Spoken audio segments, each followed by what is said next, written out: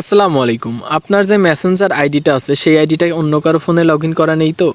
অনেক সময় এরকম হয় যে আমরা যে কারো ফোনে আমাদের ফেসবুক আইডিটা একদিনের জন্য অথবা কিছু সময়ের জন্য লগ ইন করি, লগ আউট করে দেওয়ার পরেও কিন্তু তার ডিভাইসের যে স্টোরেজ আছে ওখানে পাসওয়ার্ডটা সেভ করা থাকে।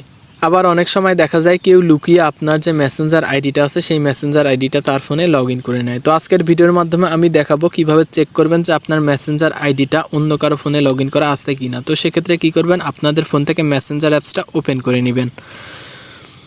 মেসেঞ্জার অ্যাপসটা ওপেন হওয়ার পর উপরে দেখতে পাচ্ছেন 3 লাইন, আপনারা সিম্পলি 3 লাইনে ক্লিক করে দিবেন। 3 লাইনে ক্লিক করার পর এখানে দেখতে পারবেন একটা সেটিং অপশনে ক্লিক করে দিবেন।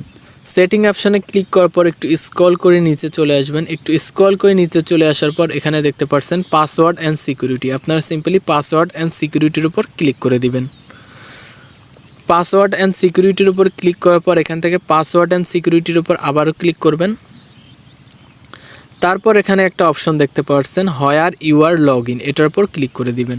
তারপর অবশ্যই আপনার যে ফেসবুক আইডিটা আছে অথবা মেসেঞ্জার আইডিটা আছে সেই মেসেঞ্জার আইডিটা সিলেক্ট করে দিবেন। মেসেঞ্জার আইডিটা সিলেক্ট করার পর আপনার এই মেসেঞ্জার আইডিটা কোন কোন ফোনে লগ ইন করা আছে সেই ফোনের মডেলগুলো দেখাবে। যেমন আমার স্যামসাং গ্যালাক্সি F22 মডেলটা দেখাচ্ছে। F22 ব্যতীত অন্য কোনো ফোনে আমার যে মেসেঞ্জার আইডিটা লগ ইন করা নেই, সেক্ষেত্রে অন্য কোনো ডিভাইস দেখাচ্ছে না।